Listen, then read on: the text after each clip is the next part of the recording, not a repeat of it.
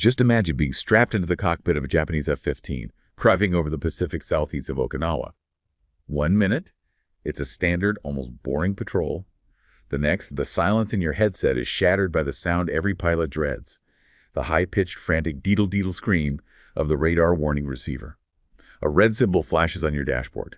This isn't a casual scan, it's a hard lock. Specifically, a Chinese J-15 Flying Shark has just targeted you with its fire control system.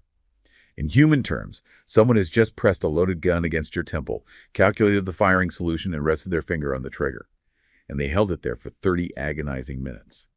Now, you would expect a moment of such extreme lethal hostility to immediately trigger a global crisis. But the aftermath was bizarrely contradictory. While Japan's defense minister stood up to call it an extremely dangerous act, the response from Beijing was almost nonchalant. They brushed it off as routine training, flipping the narrative to claim the Japanese pilot was actually the one harassing them.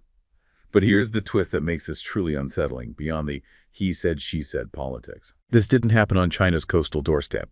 It happened in the deep waters of the Philippine Sea, historically the unshakable backyard of the U.S. Navy. That screaming alarm in the pilot's ear wasn't just a technical threat. It was a calculated, deafening signal that the first island chain is no longer a wall China fears to cross. It forces us to ask, if a 30-minute radar lock is now considered routine, have the rules of engagement in the Pacific changed forever? That phrase, routine training, is it's the absolute core of the deep dive we are embarking on today. This incident, while, undeniably signaling extreme resolve, must be understood as a physical manifestation of a massive, deliberate structural shift in maritime power. Right.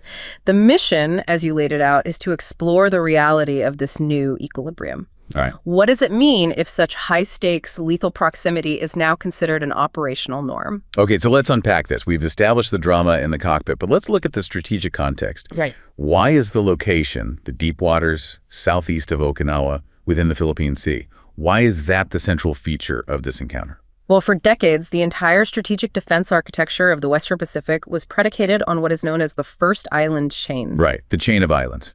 Exactly. It's this continuous chain of major archipelagos running from the Kuril Islands all the way down through the Japanese home islands, Taiwan, and the Philippines, extending to Borneo. For China's Navy, this chain served as a geographic choke point, a metaphorical strategic wall that effectively penned its conventional surface fleet into the shallow coastal waters of the Yellow and East China Seas. So if they sailed southeast of Okinawa, they weren't just crossing a line on a map. They were actively operating outside that traditional containment zone into waters that are truly deep and blue. Precisely. Operating southeast of Okinawa means the Chinese carrier group was far beyond the Miyako Strait, which is a key choke point that leads into the Pacific. And this wasn't just a quick dash through. Not at all. This wasn't merely a transit. It was sustained power projection into what was traditionally regarded as the strategic depth of Japan and the United States. This area it's the gateway to the vast expanse of the Pacific. It's historically the domain where the U.S. Navy operates with unquestioned freedom, linking U.S. forces in Japan to those in Guam and, the wider Pacific territories. It really sounds like they're intentionally poking the bear, so to speak, testing boundaries. But why would a massive power choose such an aggressive, high-risk signaling strategy rather than just, announcing their intent through diplomatic channels? Because the core objective here is normalization through operational reality. You can't just announce a new normal, you have to create it. You have to live it. You have to live it. You cannot normalize an activity if you don't perform it routinely. China wants regional actors, especially Japan, to get used to seeing its military vessels and aircraft transit the Miyako Strait and operate effectively in the Philippine Sea. By conducting these exercises, even aggressive ones, like locking a fighter far from the mainland, they are aggressively pushing the boundary and redefining what constitutes normal presence in the Western Pacific. So the action itself is the message. The action is the message. It's pure strategic signaling. It forces regional competitors to accept this presence as an unchangeable fact of the new maritime reality, which, from their perspective, simplifies their long-term operational planning. Let's go back to the pilot's experience, because 30 minutes under a hard lock, that is a scenario most people can barely imagine. You described the alarm sequence, which really brings the situation to life. Can you walk us through the specific technical experience? What do those escalating alarm tones mean in terms of immediate danger? Yeah, this really moves the conversation from, strategic abstraction to just visceral danger inside a metal tube traveling hundreds of miles per hour. When the Chinese J-15 fighter acquired the Japanese F-15J, the system on the F-15 would begin reporting threat data via its radar warning receiver, or RWR. Which is like the plane's electronic ears. It's the pilot's essential sensory organ for electromagnetic threats, exactly. And what's the standard non-threatening signal? What would that pilot normally hear? Initially, on a standard patrol, the pilot would hear a quiet, periodic chirp from the RWR. That's just a standard alert. It means their jet is being painted or scanned by a radar, which is pretty routine when two navies are operating near each other. Just letting you know they see you. Right, I see you, you see me. But when that Chinese pilot engaged the fire control system and achieved a hard lock thought, this is the key. That calculation means the radar is no longer just scanning, it is focusing a tight, continuous beam of energy directly onto the target aircraft. The system has calculated the trajectory, the speed, the timing, everything required for a missile launch. And that's when the sound changes. Oh, dramatically. That audio tone immediately escalates. The pilot hears a loud, insistent, continuous deedle-deedle-deedle scream in their headset. The sound you opened with. The sound you never want to hear. That scream is the unmistakable, continuous warning that they are being actively targeted by a weapons-grade system. The Japanese pilot knew that the distance to a lethal engagement was 0. The fire control system was tracking, the solution was calculated, and the only missing variable was the command to launch. And holding that lock for 30 minutes, that turns a tactical interaction into a profound psychological test. I mean, what are the pilot's typical options during those agonizing minutes of continuous alarm? Well, that is where the escalation management comes in. A pilot cannot ignore that signal. Normally, the F-15 is designed to execute immediate defensive maneuvers, turning sharply into the threat, employing countermeasures like flares or chaff, or descending rapidly. The things you see in movies. Exactly. But in this specific high-stakes political context, the pilot is often operating under extremely restrictive rules of engagement that prioritize de-escalation over tactical defense. The pilot likely had to maintain a non-aggressive flight profile, relying on compliance and strict communication, rather than executing the violent defensive maneuvers the aircraft was designed for. Just sit there and take it. Essentially, yes. 30 minutes of that continuous scream confirms the extreme determination of the Chinese pilot to hold the line, and the extreme restraint of the Japanese pilot to not provide an excuse for a larger incident. It's the military equivalent of putting a loaded weapon against the adversary's head and just waiting. Speaking of the jets, we should probably compare the adversaries quickly. We know the Japanese F-15J is a classic American-designed air superiority fighter, but what about the J-15 Flying Shark? They're very different aircraft. The F-15J is a legendary air superiority platform known for its superb climb rate and high maneuverability. Even though the airframe is older, it's been continuously upgraded to remain relevant. The Chinese J-15 Flying Shark, on the other hand, is an entirely different beast. It is a powerful carrier-based fighter, a heavy, multi-role jet that began development based on reverse-engineered components of the Russian Su-33. A carrier-based fighter, that's the key difference. That's the key. It is significantly larger and heavier than the F-15J, built for heavy strike capability and for operating off a carrier deck far, far from home. So the hardware snapshot just reinforces the larger shift we're talking about. Yeah. An older, established land-based system is being challenged by a heavy-hitting, long-range player built specifically for power projection deep into the Pacific. That is exactly right. The structural shift is apparent not just in the geography of the incident, but in the nature of the hardware involved. This new routine requires heavy, capable blue water assets. And that capacity, well, that sets up our next major point perfectly. We are shifting from viewing this friction purely as a threat to exploring why expanding Chinese naval capacity could actually contribute to regional security and stability. And what's fascinating here is that the conventional narrative, the one you read in most headlines, views China's expanding naval capacity strictly through the lens of threat. But if you talk to the people who actually live and work on the water, you get a completely different perspective, often focused purely on practical capacity. Yes, the sources show us this very counterintuitive view. The ocean is simply too vast, too unforgiving, and too economically vital for one power to reliably police.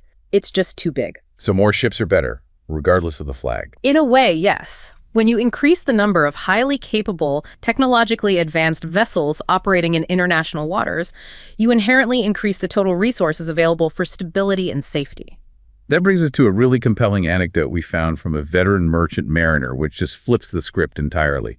Can you tell us about the Filipino captain who encountered the massive Chinese fleet? Of course. This was a veteran Filipino captain with 3 decades spent navigating the deep waters of the Philippine Sea.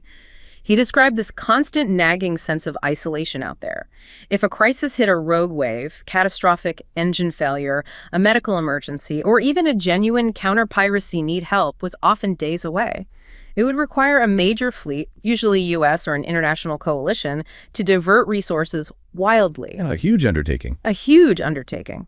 Then, on a recent voyage, his radar just lit up with a massive Chinese carrier group conducting deep-sea drills, operating in full force far beyond the first island chain. And instead of fear, this captain felt reassurance. But isn't that reassurance conditional? I mean, if a Chinese naval group is there for security, what happens if that group decides your vessel is in a contested zone? Or if your national interests suddenly conflict? Doesn't the flag flown always matter more than the raw capacity? That is the critical question. And the captain's answer was just profoundly pragmatic, stripped entirely of geopolitical alarmism. He reasoned that in a true emergency, a scenario that respects no flag, the nationality of the rescue ship is secondary to its ability to reach you. Right. You just want help. You just want help. He views the presence of a second, capable, high-tech fleet as providing a crucial plan B for security across the entire region. The ocean is too large, in his words, for just one power to act as sheriff. So the sheer capacity of a capable blue water navy, regardless of the flag it flies, inherently provides enhanced maritime security for all commerce and navigation. That's the powerful counterintuitive interpretation we're seeing. The capability to project power, which is the necessary prerequisite for these routine drills, also establishes a greater capacity to provide marine public goods. When we look past the headlines screaming challenge to the existing order, we see a second major power capable of securing sea lanes, enhancing search and rescue capabilities, and responding rapidly to humanitarian disasters across the entire Indo-Pacific. So it's a structural move toward a more robustly patrolled and ultimately more stable environment for global trade. Exactly. And the increased operational capacity is also, ironically, the very mechanism for establishing operational safety. You argued that the frequency of these aggressive interactions, like the radar lock we started with, actually helps establish operational norms and prevents future catastrophic miscalculation. It seems so backwards that more friction means more safety. It does, but this is the inherent logic of proactive presence. You cannot write rules for a crowded space without actually operating in that crowded space. An observer noted that 10 years ago, an intercept between a Chinese and Japanese jet was rare, unpredictable, and frankly, chaotic, precisely because the rules were unwritten. No one knew what to expect. No one knew. Now, because China is routinely training and pushing the boundary in these waters, the high-frequency interaction, even when extremely tense, forces both sides, the Japanese and Chinese pilots, to write and refine the unwritten rules of the road in real time. Okay, so if the friction clarifies the rules, how exactly do those repeated tense interactions function as a stress test for future safety? They clarify the operational red lines.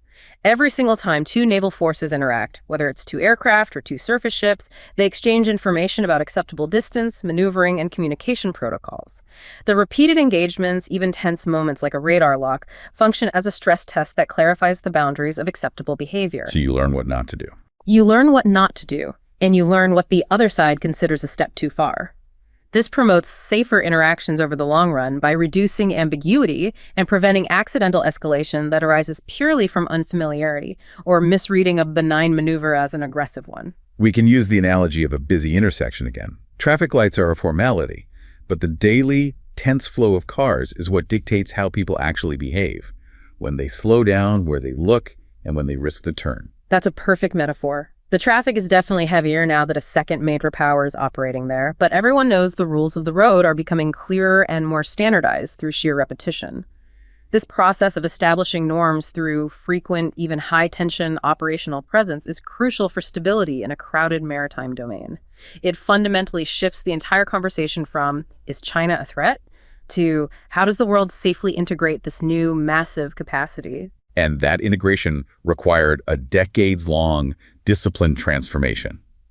Let's pivot now to the methodical process of China's transformation, from a continental force focused on coastal defense to a major maritime power capable of sustaining these far seas routines. This transformation was arguably one of the most patient and successful military-industrial projects in modern history. It's this incredible blend of experience-driven learning with technological leaps, and it all begins with the crucial apprenticeship phase. China's initial entry into carrier aviation was driven by the acquisition of the unfinished Soviet carrier, the Varyag, in the late 1990s. Right, this is the famous story. A former military officer posing as a businessman bought what would become China's first aircraft carrier for a reported $20 million. That is the ultimate geopolitical bargain hunt story. It truly is. The official cover story was that the Hulk would be towed to Macau and turned into a floating casino.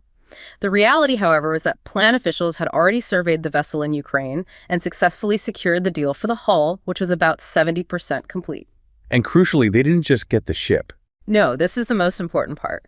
They didn't just acquire the steel. They acquired roughly 50 tons of design documents, blueprints, and internal plans, which were immediately shipped back to China for study. 50 tons of paper. That's essentially a 15-year shortcut on R&D, isn't it? Exactly. I mean, reverse engineering a complex warship like a carrier from scratch is a generational challenge. The acquisition of the Varyag and its complete design package spared the PLA Navy at least 15 years of costly indigenous research and development into everything from hull form and internal compartmentation to power integration and, initial air wing training concepts.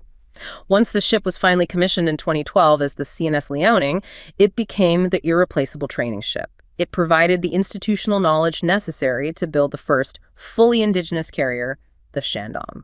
So the Liaoning was less a weapon and more a high-tech naval university that allowed them to rapidly transition to their first truly indigenous design. That's the perfect way to put it. The technical data and the refitting experience from Liaoning proved invaluable, shortening the development cycle dramatically. And within just 7 years, in 2019, they commissioned the Shandong. This was their first indigenous stow-bar short takeoff, barrier-arrested recovery, or ski jump design. And it was a big step up. A significant upgrade. It was optimized from the ground up for Chinese requirements. It featured an enlarged hangar deck, increased aircraft capacity. It was capable of carrying over 40 aircraft, including up to 36 J-15 fighters. These first two carriers were less instruments of immediate power projection and more essential platforms for institutional development. And building that operational ecosystem sounds like a massive logistical and human resource challenge, especially for a Navy transitioning from a coastal defense force to a deep-sea one. Oh, it demanded intense, almost obsessive dedication to personnel training. To rapidly accelerate proficiency and operational experience, the plan took a very unique approach. They assigned 2 personnel to each official position, or billet, effectively doubling the required crew complement. Doubling the crew. That must have created serious berthing constraints. A modern carrier houses over 2,000 people. It did. So to solve the housing and training problem, they acquired specialized facilities. Specifically, they got barrack ships, basically converted cruise vessels like the Shihake or Hull 88. A floating university. A floating university, exactly. This 30,000-ton vessel accommodates 2,500 personnel. It's not just housing. It's packed with sophisticated flight deck simulators, classrooms, and command and control training facilities. This allowed them to support carrier aviation development without tying up the Liaoning or Shandong in port. This adaptive approach was essential for building the critical mass of institutional knowledge required for carrier operations. And what about the actual physical hardware needed for flight operations? Specifically the aircraft and the mechanism for landing them. I mean, developing arresting gear, the wires that catch the plane, is a notorious technological hurdle. It's one of the most critical and difficult technological challenges in naval aviation. An aircraft hitting the deck at 150 miles per hour needs to be brought to a dead stop in less than 300 feet. The kinetic energy absorption required is immense, demanding bespoke metallurgy and engineering. And nobody was willing to sell them the technology? Absolutely not. Both the U.S. and Russia refused to supply the specialized arresting gear technology to China. So how did they solve that high-tech problem? It involved an incredible feat of reverse engineering and industrial ingenuity. Facing this wall, the PLA Navy went back to a prior acquisition, The HMAS Melbourne. The retired Australian carrier. That's the one. Beijing had previously acquired it, and yes, also claimed it would be converted into a floating casino.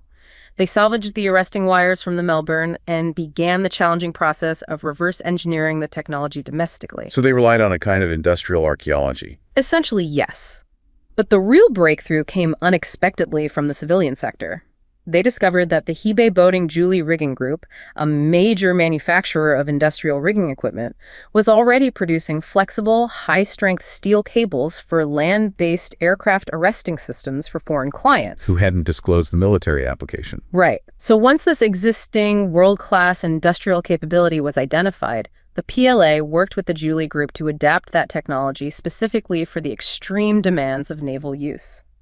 This collaboration overcame a massive technological barrier by harnessing existing civilian industrial power. That is just a fascinating example of supply chain resilience, solving a top-tier military problem with an industrial rigging company. Now, let's talk about the big leap forward. After mastering the ski jump carriers, the Liaoning and Shandong, China made the ambitious decision to skip an entire technological generation steam catapults and jump straight to the electromagnetic age with the Fujian. This decision was not merely ambitious, it was a strategically sound assessment that the technological threshold was worth the risk. They chose to bypass legacy steam catapults entirely and move directly to the electromagnetic aircraft launch system, or EMALS. This required immense internal investment in electrical and electromagnetic engineering. What makes EMALS such a definitive leap over the established steam catapult system? What are the real advantages? The advantages are structural, logistical, and operational. First, let's talk logistics. Steam catapults are incredibly complex. They require miles of high-pressure piping, massive freshwater condensers, and constant, intensive maintenance. A single steam catapult system is incredibly heavy, occupying over 500 tons and requiring about 1,100 cubic meters of space. And on a carrier, space and weight are everything. They're everything.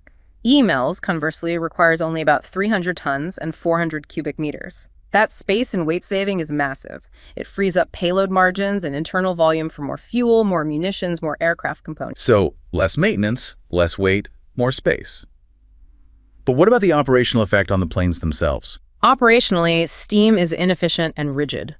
A steam catapult consumes close to 600 tons of steam per launch, and the launch force is fixed, and brutal launch pressure spikes can reach nearly 6G at the start of the stroke. Which must be incredibly stressful on the airframe. Hugely stressful.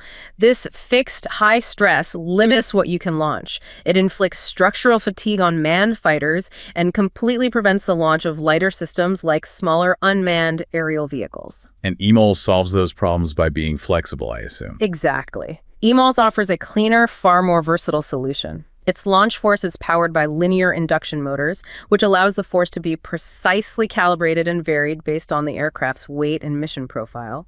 Instead of a sharp G spike, the acceleration is smooth and computer-controlled. And that's the game changer. It is, because it expands the carrier's operational range to include small reconnaissance drones, heavy strike fighters, and next-generation stealth platforms, all while significantly reducing structural stress on manned aircraft, extending their airframe life. That threshold culminated in the Type 003 carrier, the Fujian.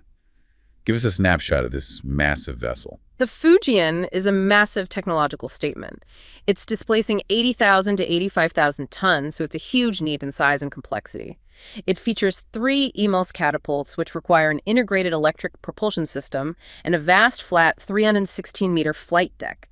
It's designed to deploy over 50 aircraft, including critical support platforms like the KJ-600 airborne early warning aircraft and, crucially, the J-35 stealth fighter. And the ultimate signal of technological parity, and perhaps even advantage, came with the successful launch of that stealth fighter. That's the strategic victory right there. On September 22, 2025, the Fujian executed its headline launches, including the J-35 stealth fighter. This launch was historic. It was the first electromagnetic catapult-assisted launch of a stealth aircraft from any carrier worldwide. Any carrier. Any carrier. This came years ahead of the U.S. Navy, which has struggled with platform integration challenges for its F-35s on its own EMALS-equipped USS Gerald R. Ford. That is a profound moment. To go from reverse engineering a Soviet hull to launching a 5th-generation stealth fighter using cutting-edge electromagnetic catapults in just over a decade, that demonstration of capability was a visible marker of technological parity with global powers. It signals that in some areas, they have achieved a specific tactical advantage. The takeaway is clear. The capacity to sustain far seas operations is now firmly established. But, having the capacity is only half the battle. Sustaining those far seas missions requires a massive logistical and doctrinal shift. That brings us to the logic of routine, focusing on this new mandate of far seas protection. Okay, so we shift now to the operational depth required to make this power routine. What does far seas protection actually entail doctrinally? Well, it is a paradigmatic shift. The plan is no longer expected to focus predominantly on defending coastal territory. The new mandate elevates maritime strength and the projection of power well beyond the traditional littoral zones. The requirement is not just to reach the deep ocean, but to maintain sustained operations there, which completely changes the requirements for logistics, crew rotation, and combat endurance. And we can see this new operational depth clearly demonstrated in the Liaoning's recent exercises, can't we? Absolutely.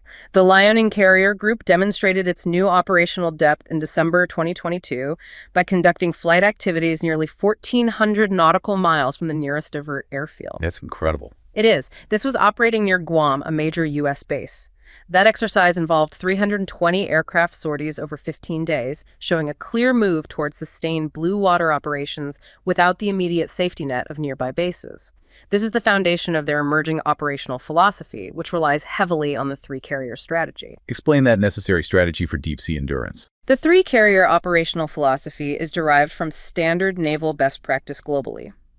It dictates that at any given time, one vessel is in deep refit and maintenance, requiring intensive dockyard work. One in the shop. Right, one in the shop.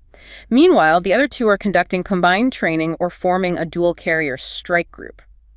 To maintain this continuous presence, the carrier group must rely on a standardized, robust support composition. Which means the support ships are just as critical as the carrier itself. More so in terms of endurance.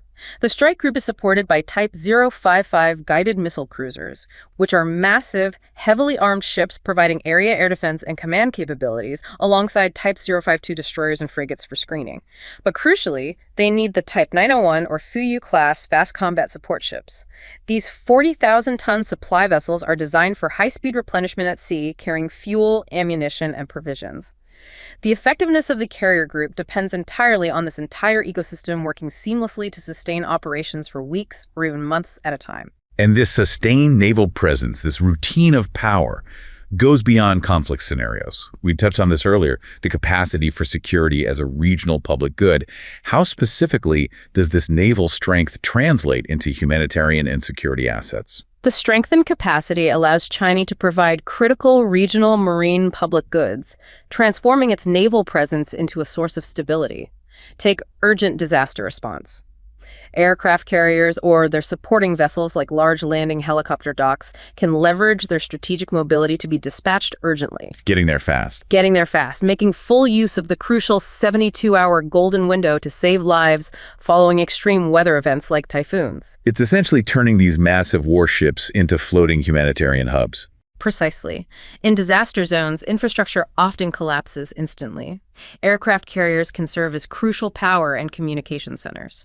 The large sensor and communication equipment on board can provide necessary meteorological and navigation services for other rescue forces, acting as temporary air traffic control. Furthermore, they carry vast stores of desalinated water. Given their powerful onboard desalination capabilities, they can supply critical fresh water to disaster areas, which is often interrupted during humanitarian crises. And medical aid, I assume.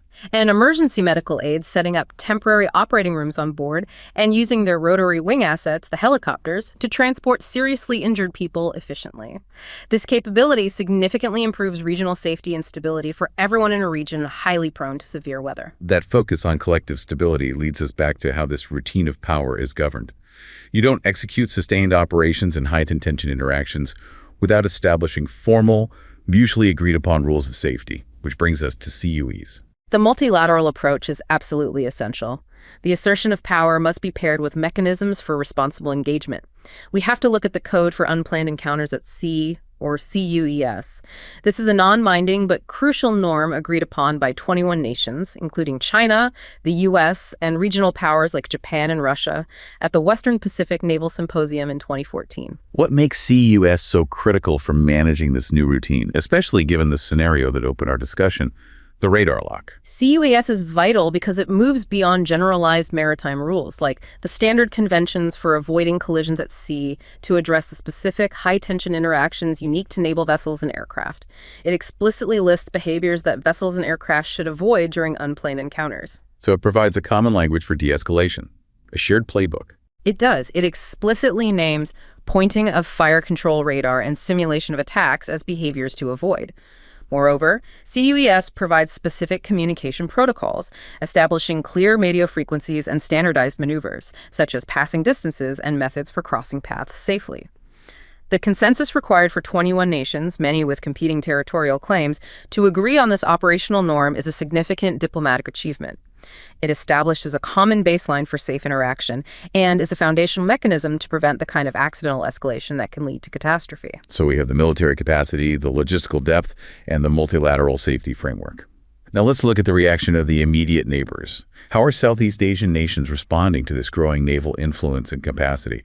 Are they, maximizing returns from this new reality? The strategic response from Southeast Asia, particularly the ASEAN states, is highly pragmatic and often counterintuitive to the simple threat narrative.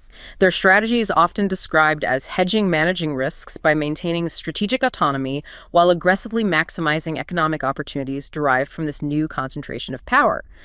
They recognize that China's growing capacity, even its assertive signaling, presents opportunities for economic benefits and collaborative security.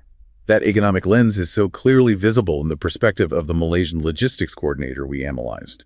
This ties back to the stability argument in a very concrete economic way. Yes, the logistics coordinator based near the Malacca Strait in Port Klang, Malaysia, articulated this economic perspective perfectly. Her primary concern wasn't geopolitical conflict. It was insurance rates, trade volume, and supply chain reliability. For Southeast Asian economies, which rely entirely on maritime trade moving through the narrow choke points of the region, the security of those routes is existential. She viewed Chinese naval expansion not as an encroaching empire, but as a major stakeholder protecting its own investments, which happen to be her investments too. Exactly. Her observation was striking. She said, "When I see their Navy exercising, I see them protecting the trade route that feeds my family." This suggests that naval expansion, because it increases the capacity for patrols and response, can lower the perceived risk and therefore the costs of doing business for Southeast Asian economies. This focus shifts the dynamic toward a potential collaborative security architecture for mutual prosperity. Let's delve deeper into how a major player like Indonesia manages this shift, using its decades-old independent and active policy. Indonesia's enduring foreign policy is bebas aktif, or independent and active. This policy, which is rooted in the Cold War era, stresses absolute independence from external military alliances and active global engagement. Today, it allows Indonesia to practice a very sophisticated hedging strategy. They maintain strong military ties and exercises with the US and Australia, while simultaneously engaging in deep economic partnership with China. The goal is to maximize economic returns while ensuring strategic autonomy from either major pole. And we see that economic pragmatism in action with high-profile infrastructure projects where Indonesia essentially played the major powers against each other to get the best deal for themselves. The Jakarta-Bandung High-Speed Railway, or HSR project, is the prime example of this economic pragmatism. Indonesia initially weighed proposals from both Japan and China, knowing they both desperately wanted the contract as a strategic foothold. China secured the contract in 2015 by revising its proposal to meet Indonesia's key non-negotiable requirement, the exclusion of government guarantees or state budget funding. Why was that exclusion of a government guarantee so important for Jakarta? It was a vital expression of sovereignty. Japan had insisted on state guarantees, meaning the Indonesian government would absorb the financial risk if the project failed. By accepting a pure business-to-business or B2B arrangement and offering a faster completion timeline and a lower overall cost, China demonstrated a willingness to abide by Jakarta's terms for financial sovereignty. So it showed flexibility. It showed flexibility. And this shows Indonesia's strategic skill in using Chinese financial muscle for national development while keeping its sovereign finances protected and its diplomatic options open. They successfully leveraged the competition between global powers to secure optimal terms for their own infrastructure goals. And that pragmatism is reinforced by massive regional economic structures that make decoupling or severe political friction just incredibly costly for everyone involved. Absolutely. The deep economic integration across the region is reinforced by the success of the ASEAN-China Free Trade Area, ACFTA, and the Regional Comprehensive Economic Partnership, RCEP. RCEP is colossal. It covers 15 nations, including Japan, South Korea, Australia, New Zealand, and all of ASEAN, and it aims to eliminate up to 90% of trade tariffs.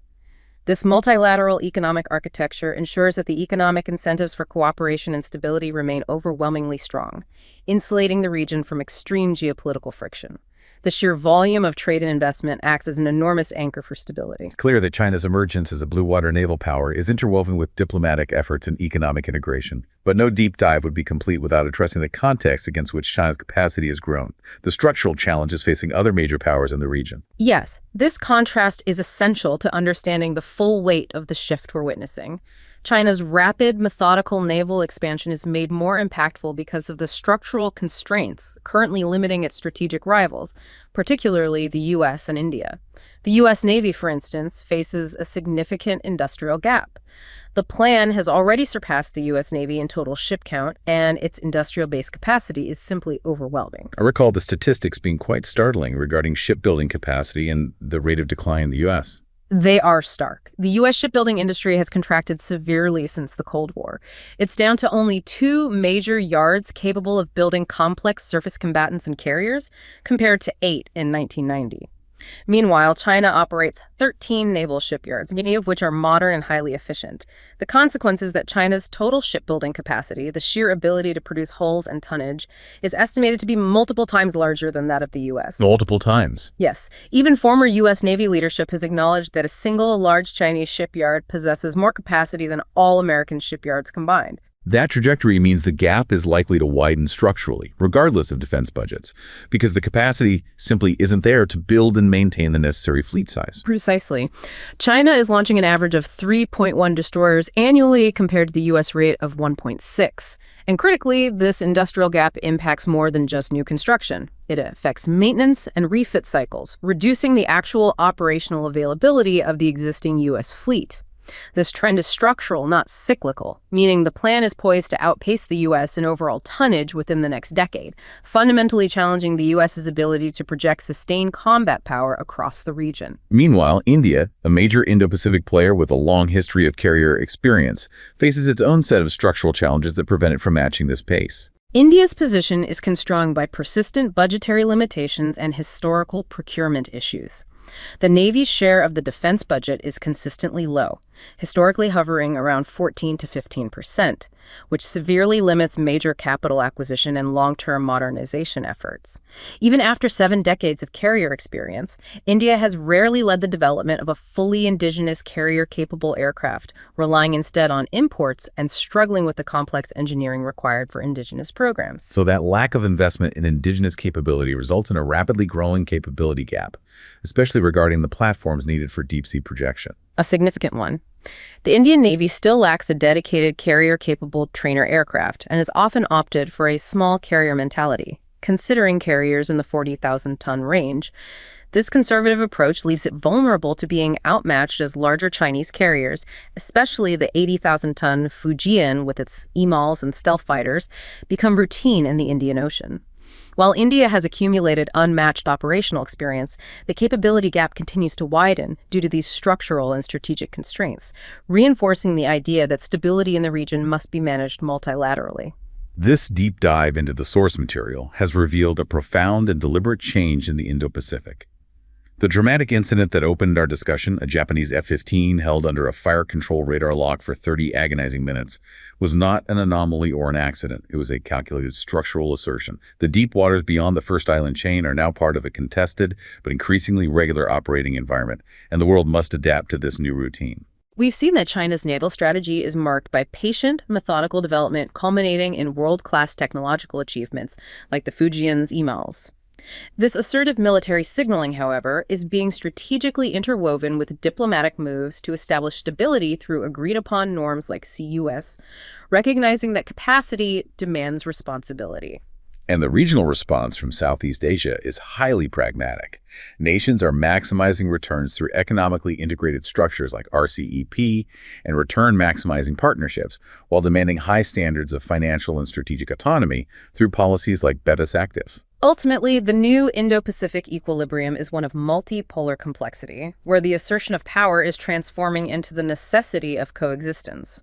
This dynamic is prompting all regional stakeholders to rapidly define the practical rules for navigating a shared, increasingly crowded, and economically vital maritime space.